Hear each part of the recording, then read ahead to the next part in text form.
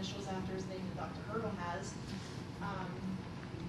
And currently he is the reimbursement manager at Red Path Integrated Pathology in Pittsburgh. So we're really excited to have him speak, and we really appreciate it, and we're going to give you this token of appreciation. Thank you. Hi everyone, welcome. I hope everybody's been able to cool off a little bit. My name is Matt Case. I will try and work through a few of the areas for insurance and the reimbursement aspects that people run into, not just here with the A&N and nystagmus, but also outside. I came 4 years ago to the Pittsburgh event, and I listened to families who were saying that they couldn't get coverage for their child's test and that they paid for it.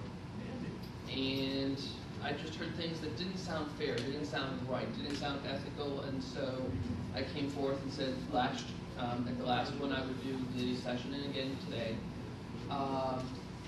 As Kelly said, in my case, I live up in Pittsburgh. I worked for the insurance companies for 5 years, and now I work as an advocate. I also, I'm a consultant, working on healthcare reimbursement, legal, regulatory issues. And the important thing is there's checks and balances to the whole system. And we all have rights. People go through high school, go through college, and we will never be taught how to use our insurance.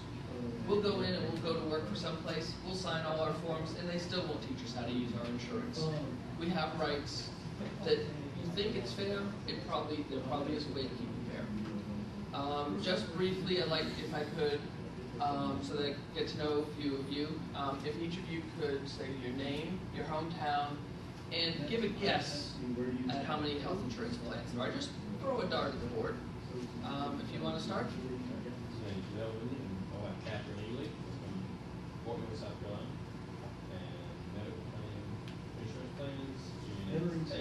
No, across the country, in the U.S.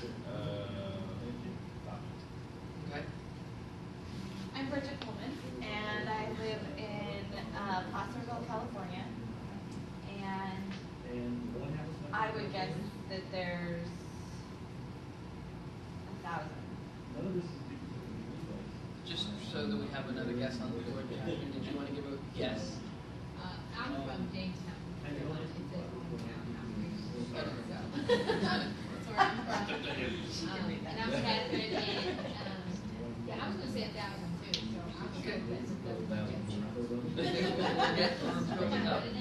Denise Mendenhall, and we're in Wexford, outside Pittsburgh. I don't know. I know the numbers out there, so I'll just say 500. My name's Joanne. I'm from Harrisburg, Pennsylvania.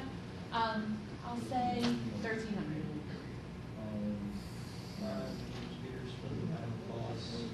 We're doing the Price is Right thing, highest without going over? Or? The Price is Right, the highest without going over. I'm going to say 12,000. Okay. Keith Strana from Alabama, New Jersey. Sounds like 1,000 too much.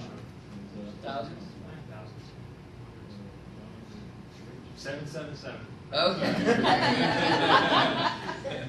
Janine Rossi, I'm from Long Island. I really have no concept of this whatsoever, so I don't know, 700. Hi. Hi, my name is Tanya Hodge, and this is Clay Hodge. We didn't want to go to child care. We're from Waynesboro, Virginia.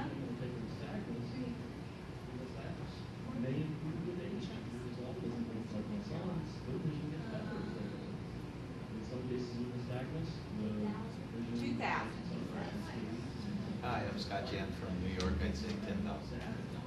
Okay. Scott, you're pretty much on the ball. There's about 3,500. I have, as one of my resources, I have a listing of the addresses for all the major insurance companies. The addresses alone is 3,500.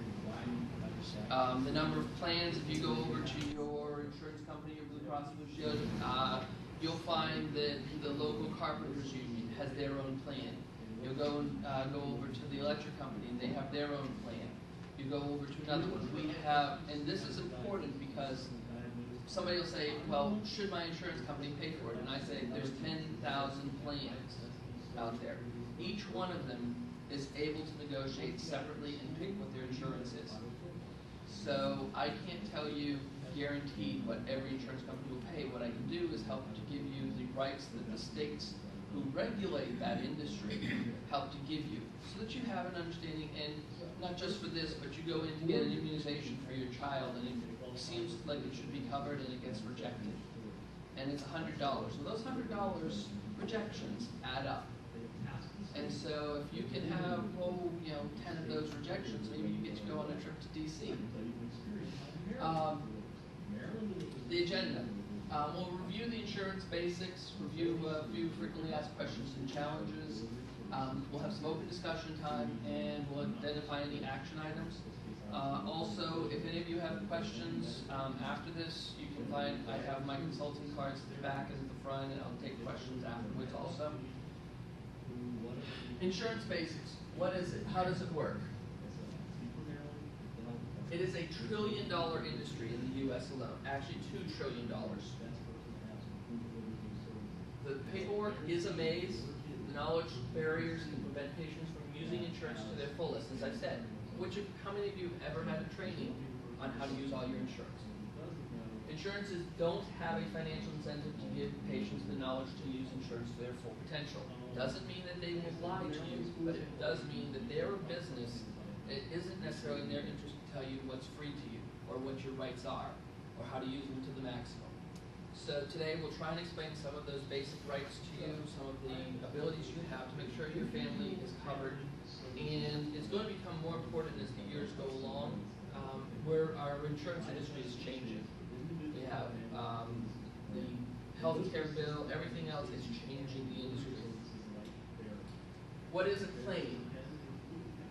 It's a bill to insurance by a doctor, by a hospital, by the place that you went to for your testing. Is the request for payment for your X-ray, your armband, something else. Most claims are paid on first submittal, and they're termed what are called clean claims. 95% of the claims are paid clean. So your family doesn't really run into too many rejections per year. Only a small percentage of all claims submitted to insurers are rejected. Those rejected are frequently for expensive services, and patients aren't trained how to question those rejections. Going back to the families that I talked with that first year, they submitted claims for having Dr. Hurdle's surgery done, and they couldn't get it paid on the first try. And so they didn't know, and they didn't try to submit an appeal. Insurance covers most of us. Has anybody here actually attended a class on insurance and how to use their insurance? Just double checking. Do they have that type of thing for specific insurances? There are companies who pay advocates like myself to come in on a consulting basis and explain it to their employees. Employees are actually a little happier if any of you work in the HR business. If they're one of the basic tenets of having an employee who's happy and will stay working for you is that they have a sense of security for their family and for themselves. So if they feel that their insurance that you provide is fair, ethical, covers their needs, they're going to be less likely to move to a company where they think it isn't. And there's actually companies that have consultants who work as advocates full time, and all they do is you go to HR, HR tells you to call this phone number, and those people will go and work for you to try and make sure that your claims get paid. It keeps the employees there. Okay, among other things, I'm also doing my MBA, and what you need to do for HR to keep a person employed with you, this is one of the basics. If they have health care, their bills are getting paid, their health care is covered, they're happier. You'd be surprised at how unhappy one unpaid vaccination can make an employee in a family. That $60 vaccination, it can ruin a relationship. Shared A&N experiences help us all. You will find doctors submits bills, the insurer denies the claim. You'll have 1 to 6 appeals, which I'm going to be explaining. There's grievances. Some of the experience. It isn't uncommon for cutting-edge technology such as A&N members seek to have only 30% of the claims paid initially, but 90% to pay within the appeals and grievance procedures. So that family said, oh, well, you know, we submitted and it didn't get paid. My own family surgery was covered 100% by Blue Cross Blue Shield. It got submitted, it got paid. All the testing, all the follow-ups were paid under the medical insurance, and she paid office co-pays. Just out of curiosity, was Dr. Hurdle within the listed doctors within Blue Cross Blue Shield, or was it outside of? He was, I believe, some of the associated services were not, and they were covered under what's termed invisible providers, like anesthesiologists and things of that nature. At the time, he was with UPMC, and UPMC was in the Blue Cross Blue Shield, was contracting with Blue Cross Blue Shield for their primary providers. But at times, you'll have an invisible provider, which is you go in and you ask the doctor, are you in network? You ask the hospital, are they in network? And then you have this anesthesiologist or some RN who works and was not in the network. It will be denied frequently and go as out of network, and it'll go to your deductible. You send in an appeal and say, I didn't know this provider. Actually, as I'll explain later on, you can actually sometimes just get it done with a phone call. You call up and say, I didn't know this provider was out of network. I used to work for the insurance company. If that was the case, we just literally okayed it. We changed it over, invisible provider, no patient responsibility. Same thing with ambulances. You need them on an emergency basis. You don't really have a choice. The person sitting next to my wife might have been denied, but somebody else, they might have their service paid or it might be out of pocket. And it's not necessarily because the insurance companies are bad. It is a checks and balances system. We all want to be able to afford health care. In order to afford it, they can't just literally pay for everything. There does need to be some checks and balances. There are also some bad apples out there. If you go watching TV long enough, you'll see on the Family Channel or something else a video about an insurance company which literally their policy was to deny every claim that was submitted that was over $1,000. They would approve every appeal and pay outright. Less than 60% of the people appealed. So, well, 95% of the services were probably medically necessary, probably helped their patients, and would have been ethical for them to have paid it. They had this policy set up, and they saved 30% of every $1,000 claim. And it's, you know, I'm not trying to say it's any one insurance company. This is just one of them that made it into a TV movie. It happens. They just need a little helping hand at times to make sure that they do what's right for everybody. And that's what we're going to do is learn how to give them that little helping hand to partner up with you. An appeals process. Each insurer normally has 1 to 5 appeals allowed.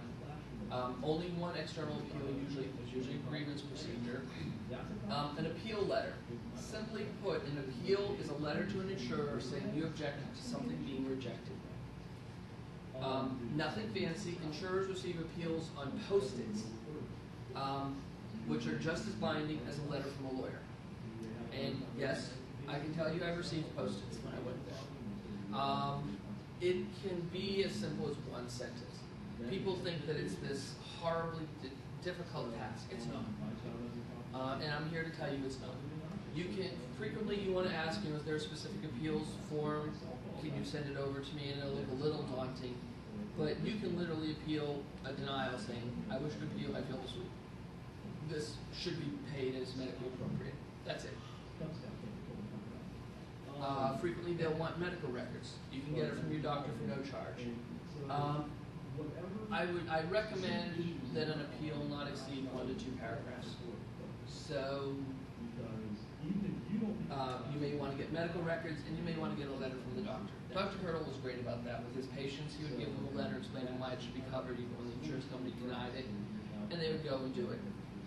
Honestly, with going through the full process, the insurance companies don't want it to reach the point where you get to the final levels and you go to what's called external appeal, or you file grievances, or you write nasty letters. there's an insurance commissioner for every state, and so you can write to the insurance commissioner and say, I really don't think this is fair. My child needed it, other companies pay for it, even this company here pays for it. Why can't I, could you help me with somebody? When the insurance commissioner calls over and talks to a vice president at the insurance company, he looks at the bill and goes, it's $3,000. That's not even what I pay for my tea time at the golf course. Somebody go take care of this. And they literally just take care of it. So there's various ways that you may get to, the right people. Sometimes retrieve a copy of records from a doctor or hospital that asks you for what's called a HIPAA authorization form. Nowadays, to protect privacy, they won't just give medical records to anybody. They'll ask you that if it's your records, you sign the form. It's for your child, you sign as the guardian, and you give them the form so that they have on record that somebody signed for it who has a right to getting a hold of it. It seems more of a barrier than it is. It's just a form so that they have a way of tracking it and managing it. Normally, the insurance company will provide one, or your doctor's office will provide one if you need one. A generic form can be downloaded from the internet. We will be loading a copy of one onto the ANN website, which is generic in nature. Representative. Sometimes one family member tries to help on an appeal for another family member is told they can't. This doesn't just apply for ANN members trying to help out a child or themselves. You may have an elderly relative who is getting a bill for $25 for something strange, and you call up the insurance company and they say you can't call up for this person. They won't tell you that you can ask them to send a form to you, or to have the person go on the phone and give them a voice authorization over the phone, and then that's it. From then on, for those issues, you're allowed to go.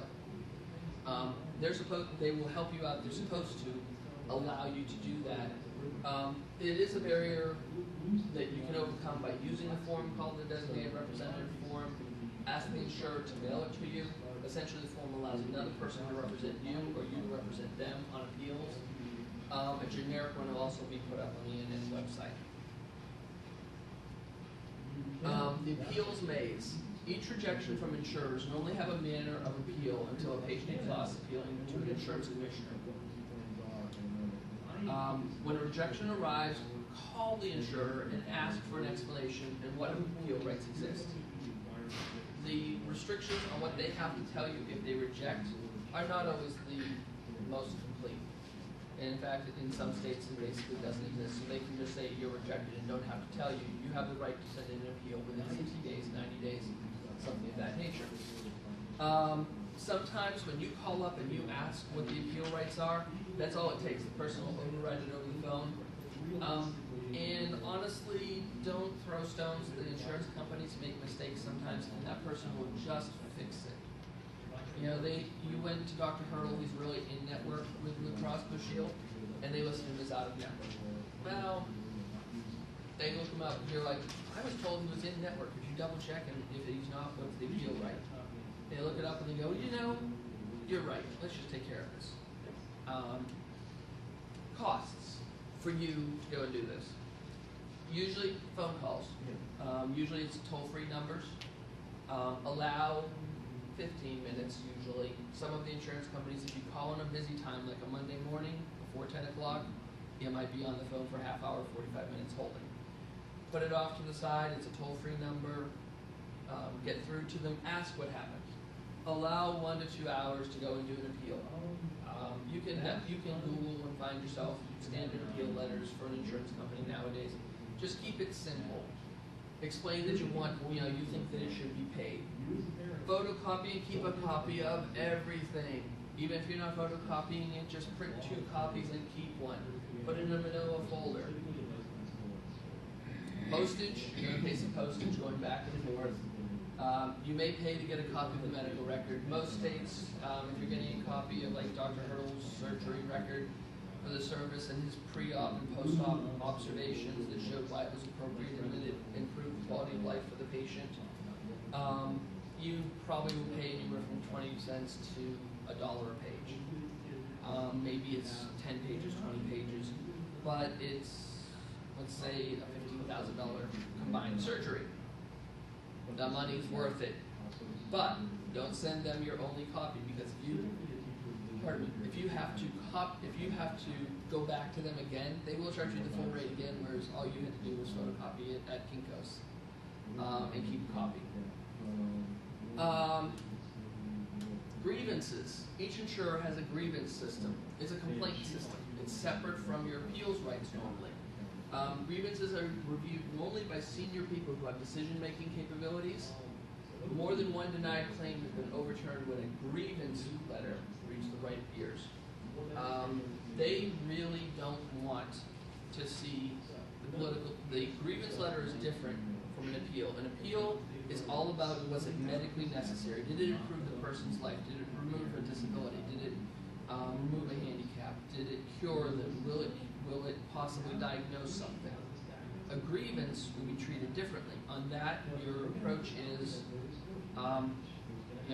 this is a service for my child or for my grandmother. It really should be covered. I have the forms here.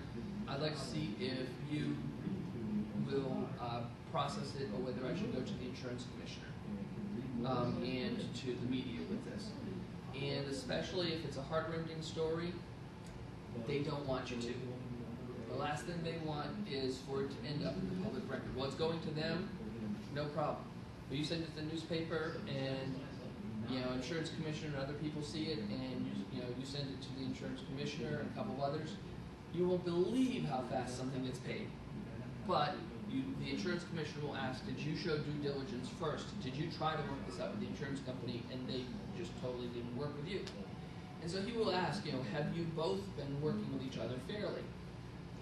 If you have, I've seen the insurance commissioners get involved on small cases, surgeries like Dr. Purtle's and others, and action happens quickly because the insurance company's evaluation of what was appropriate to somebody is held to a bright light at that point. So there's the grievance procedure. You first want to start using your appeals, and then in the grievance, you treat it a little differently. You still explain it should be medically appropriate, but you use a little bit of a threat value to it.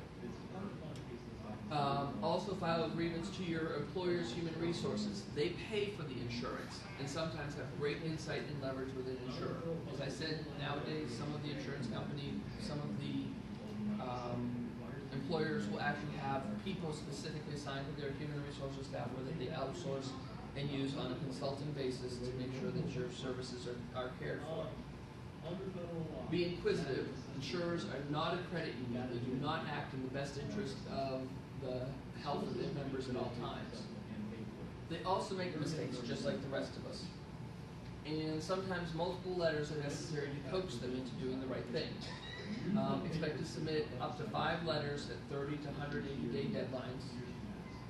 Sometimes you'll need to keep submitting until you're escalated by law to someone not employed by the insurer to review an appeal. Your highest chance of getting a claim paid is you appeal once to the insurer. Most typical is 3 appeals inside your insurance company, and then they are required by state law to allow you to appeal to New York State Insurance Commission or something, and they will have an independent review. They might charge you $25 to allow you to do it, but you get paid back if you win. So that people don't just frivolously start throwing all kinds of things to them, and that they've tried to appeal first. Literally, you can photocopy one appeal and send it 5 times. I've watched people do it, and it works. They literally know that they're going to lose. And that's a company I work for. We brought a new service to the market, and our appeals don't change for the first 5 appeals, and we'll go to external, and it's essentially we're giving them the copy, and each time you go to a different doctor who looks at the same set of medical records, same set of reasons why it should be covered. And with one section of our market, the insurance companies pay us 30% of the time up front, and by the time I go through the appeals process, giving them the same stuff I did at the beginning, we get paid over 98% of the time. So it is a matter of reaching the right ears, and I need them to deny before I call up the equivalent of the insurance commissioner for this, because it's the Medicare Advantages. And I call up and say, hey, but by regulation they've got to cover it. It's covered at service, and they're not, and they're running my patients around, and I don't want to bill the patients when, it should be covered. So in my case, I work for a medical provider who allows me to go and represent the patients, and I do it every day. And you should hear a few times that I do get a little frustrated and, say, well, why couldn't all the system just work right? If it worked perfectly, I'd be out of a job. But until it does, I'm there to try and represent patients. So sometimes you'll also call, and Dr. Hurdle, when he worked over in Pittsburgh, I happened to talk with some of his staff, and some of his staff were excellent at trying to make sure that they knew everything it took to help the patients get there. But you've got to be ready to do some of the fighting on your own, not just on Dr. Hurdle's services, but other ones. And you may talk to 5 people who got paid, who got their service paid, and you don't. If you do, ask them if they might be willing to let you have a copy of what of their insurance company paying for it. Maybe cross out their names so that nobody can see it, and then photocopy it so that they can't see through the black ink. And that actually is real powerful, because they actually don't want to be shown that they're discriminating or being haphazard on their decision process. So they will pay yours because they paid the others. Maybe they paid the others in error, but they don't want to end up there. Because it just looks awful. I mean, if somebody is willing to appeal, the chances are they might go to the route of, say, attorney or newspaper or TV or insurance commissioner, and then they just don't want to be there. Moving on again, be a team. Team up and talk with the people at the doctor's offices. They are experienced and can help patients frequently with their appeals. Being friendly and asking for help will always get you further than being confrontational, especially with your doctor's offices. They might be a little worn out by 5 o'clock in the evening if you call them at 5. But talk with them, ask them if somebody else can help you if the one person can't. Team up and talk with people at your insurer. They are experienced and can help patients frequently with appeals. Being friendly and asking for help will always get you further than being confrontational. But know that you have at times to be confrontational. If they say you're denied and you have no appeal rights, ask for it back in writing, and then talk to me or talk to Dr. Hurdle or talk to whoever, some of their billing people. One of us can tell you that every state has appeal rights outside of the insurance company, and we will help you to be able to exercise those rights. The insurance companies have gotten beaten up on giving incorrect information often enough that they audit their own phone calls and have usually weeded out anybody who would give you a bad answer. In conclusion, do not pay for a service until you review paying for or appealing the decision. Don't pay for it first. Submit appeals, not just for Dr. Hurdle's services and the A&N services that you may encounter here, but for anything where you think that barely should have been paid for. Be inquisitive. Ask. You can ask the doctor beforehand. You're going to the anesthesiologist, and are you in the network? Is there going to be any problems with this? Know ahead of time. You can call your insurance company and say, the anesthesia guy for my surgery said he's going to be out of network. Does this matter? What can I do to try and handle it? Can you guys help me? If you ask, you'll usually find a road that works. Be a team player. Team up with other people. Say, I want to partner with you. If this is your family, you'd want the same thing I do. Frequently asked questions and challenges. Why are some claims paid? Why are some denied? Sometimes it's a mistake. Sometimes it is the way the system is built to have checks and balances. You want to find out why it is being denied. Why are prior authorizations denied? Sometimes you'll go over to have an expensive service, such as a surgery on your eye done, and they'll say that it's not appropriate. And you need to appeal, but you need to find out why it's not covered. So you can try asking the surgeon or the doctor's office what they might know about it. You can try looking online and using Google nowadays. You find just about everything out there. You just have to look in the right set of search questions. Can I have a service done even if a prior authorization was denied and then appeal the claim denial? Yes. People went 4 years ago. This was one thing that people were saying. They went for the prior authorization to have surgery done for their eyes, it was denied, so they just paid outright and never had the appeal process go through when it was actually submitted to the insurer. Go through the appeals process because you actually have the right to a retro review. And then again, you go through those appeals and you reach the point where you go to the insurance commissioner and you can tell him, look, this is covered for so many other people. They're saying it's not medically appropriate. It helped my quality of life. Dr. Hurdle had post and pre-surgery meetings and evaluations with us. It should really be covered. And you will find that those are reasonable people, whereas the insurance company may have a very regimented system where they say, we don't have it on our listing yet to be covered. The fact that they don't have it on their listing to be covered doesn't mean that it's not appropriate for you and your family, that it didn't help you. So keep that in mind, that the prior authorization denial is not the end all. You can still have the service done, and in my company's case, I handle, I'd say 5% of our cases, they deny the prior authorization, and it doesn't hold up. In my state, if a doctor who's in the network authorizes a service, that's it. If you're in the Medicare Advantage policies, like if you have an elderly grandparent and your insurance company says, well, your grandmother was sent to an out-of-network radiology center by your doctor.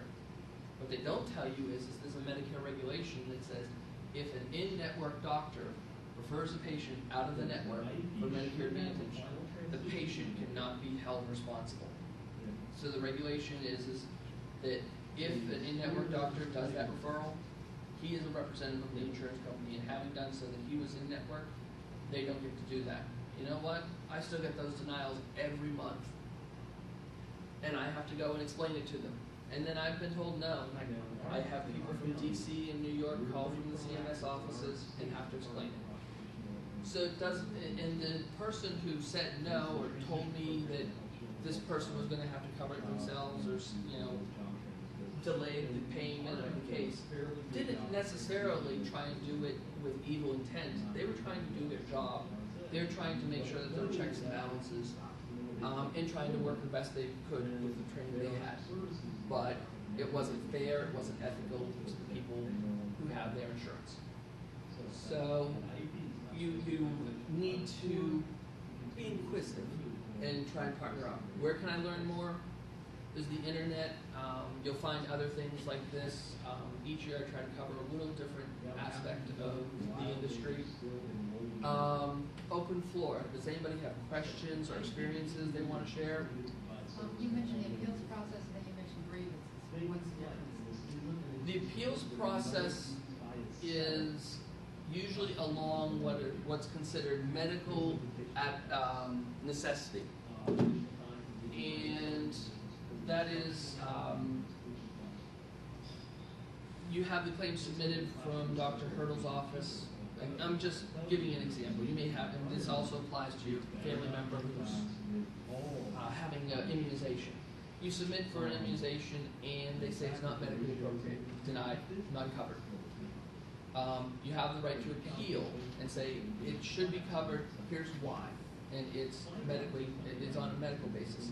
A grievance is normally, a non-medical reason that you're giving the opinion yourself that it should be covered, and that you have a grievance or a complaint with the system that is denying it. Grievances and complaints, depending on the insurance company, are reviewed in an entirely different group. Like medical doctors will look at the appeals.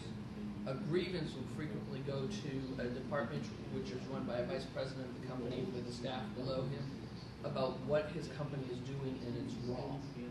And so he will have the delegated authority to say that even though this wasn't medically necessary to all their standards and all their policies, it's still ethically or morally correct that it should be covered. So the grievance is normally you should show that you tried to go through the policies of the company, and then you have a complaint or a grievance. And they may have a specific department, but you can also at any point you're not inside of a legal structure that everybody else is. As a civilian, you're able to just jump to sending a letter to the CEO of Blue Cross Blue Shield in your state and say, you know, I had this necessary surgery, your whole system is stacked against me, I tried to appeal a couple of times, could you assign somebody to, you know, try and look at this before I have to take this elsewhere? And they will look at it. And so there is, it's a good question that you have. What, you know, So both of them go to the insurance company? both of them will typically go to the insurance company, but you can also file a grievance or a complaint elsewhere. You have an official right inside the insurance companies. 20, 30, 40 years ago, there was not a grievance department. You file an appeal and they'll deny it. Nowadays, there's regulations in the states that they have to give a certain number of appeal rights. They may have a requirement that they have to have an internal grievance. A grievance or a complaint, there's ones that you can do inside the insurance company, but you can also write a grievance. You know, dear Senator Smith, I have a grievance. My insurance company is just treating me unfairly. Dear Insurance Commissioner Jones, could you help me? I'm just a normal citizen and I feel that my insurance isn't treating me fairly. Dear New York Times, I have a complaint and a grievance with my insurance company. I'm a normal citizen. Could you help me? You know, to understand. You know, would you listen to what my comments are and maybe consider helping me out or seeing this for yourself? Any of those take root, and your $3,000, $15,000, $60 bill might be resolved. You have the right to do that as a citizen. If you work for one of the insurance companies that do that, probably you won't be working for them long. Yes? Two questions. One, is there any requirement on them to respond to the promptness for response? There is. It does vary state to state and also depending on the insurance industry. It's a good question. What is the requirements?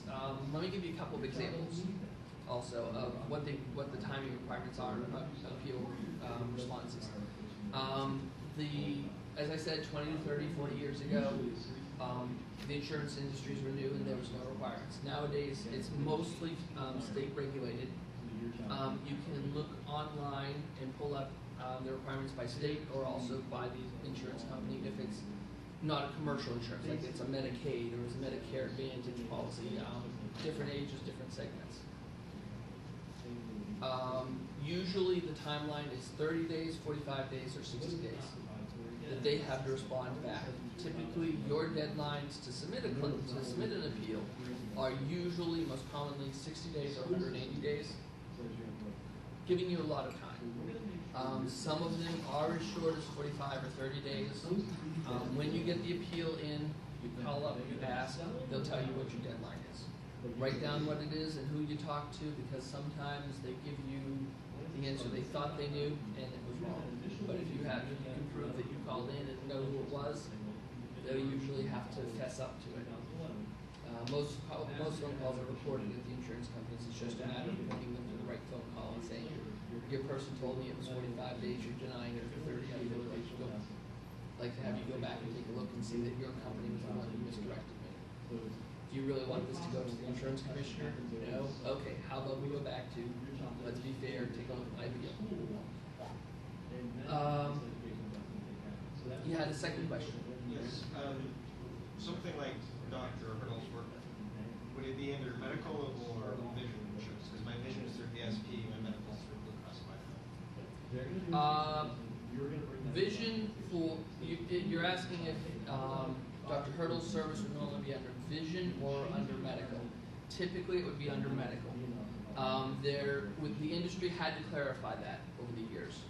Vision is for routine vision services. Medical vision services fall under your medical policy. Occasionally, they make mistakes.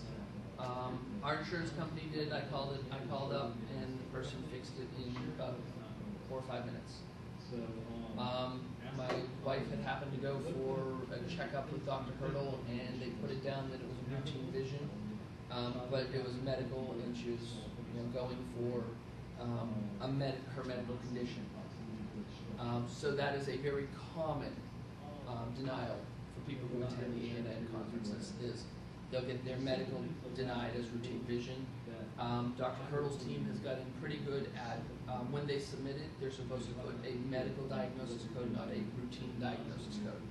So it may be that you actually call up the insurance company, says it was routine. You call up Dr. Hurdle's office, he resubmits it as a medical service, and that's it. Good question. It does take you down another road. Yes. Is switching insurances, is nystagmus considered a recurring condition, so you can't, it doesn't qualify for some insurances? Is that ever an issue? I believe your question of whether Pre-existing condition. pre-existing condition, that's what I was going to bring us over to. Can nystagmus be considered a pre-existing condition? Yes, it can. However, one of the specialties that I carry is in HIPAA, which is Health Insurance Portability and Accountability Act. During the Clinton era, the HIPAA policies were done, and it doesn't just create those forms that we all have to sign when we walk in the doctor's offices.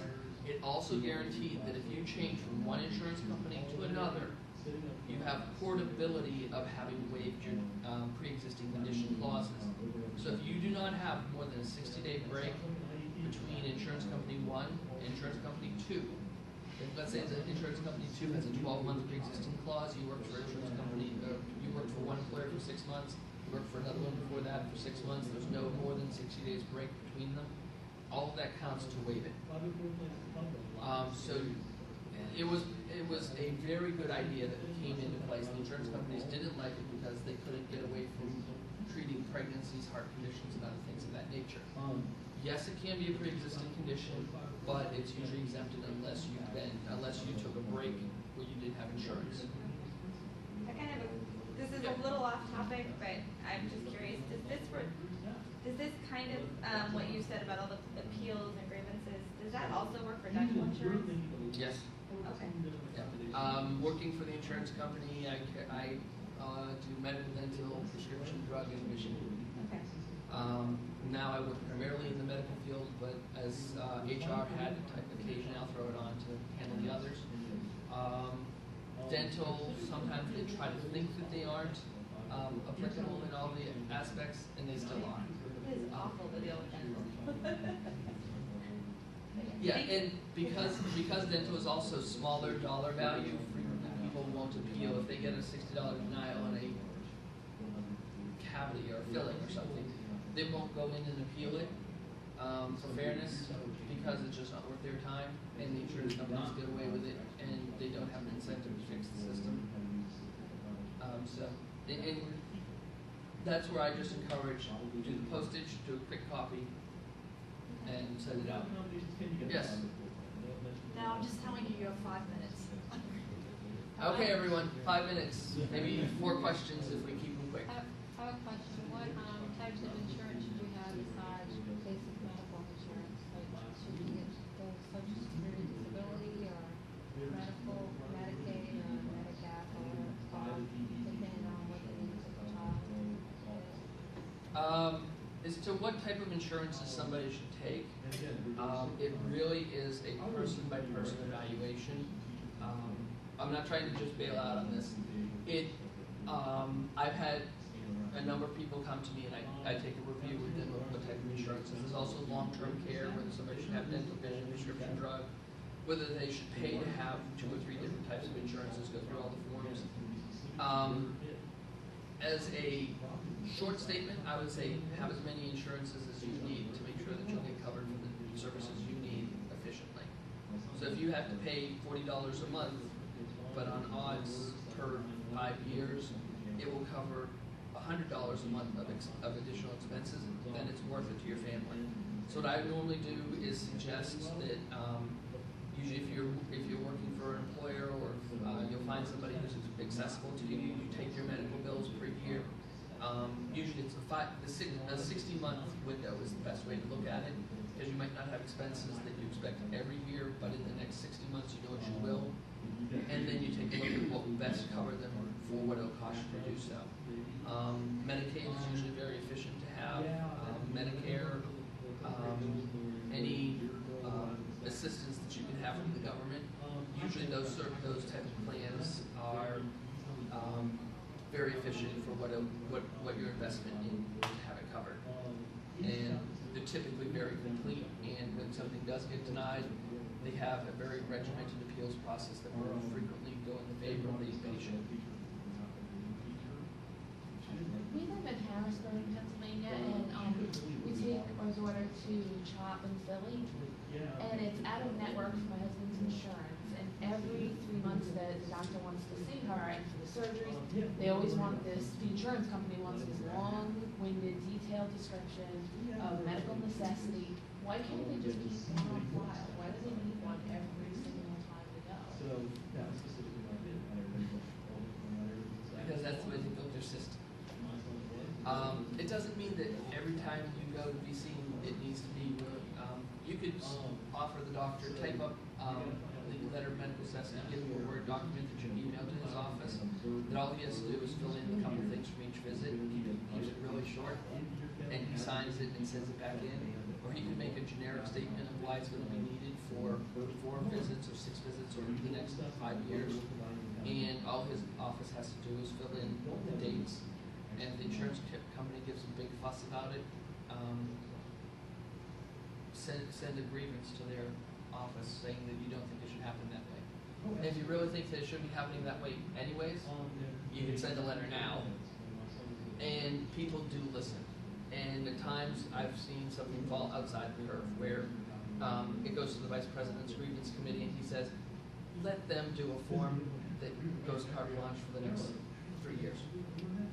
And you might get out of it that way. And it's a short letter. Again, keep it 1 or 2 paragraphs, maybe. He says things, first sentence, what you think it should be, conclusion on the second sentence. Maybe the second paragraph has a little description of what the service is. Thank you sincerely. Please give me please call back or send me a letter. Any other questions? All right, as I said, I do have cards. I don't charge new consulting for goodwill. I just ask that people pay forward and that they try and be good in their community themselves. People have helped me out over the years. I help out others. So if you do have a question come up, give me a phone call. It's sometimes the easiest. Email, I try to steer away from. Typically, if you start using names and things like that, it involves HIPAA and privacy. And because I am in a regulated industry, I'm not supposed to be emailing back and forth things about your personal history, your date of birth, your insurance company, unless I talk to you and make sure that I have your permission that it's happening. So after that, I might say email me. I'll try and give you back a form letter. I run about 200 different form letters. Per month, I probably put out 300 appeals to the insurance companies in various formats. I probably deal with the different insurance commissioners and so forth several times per week.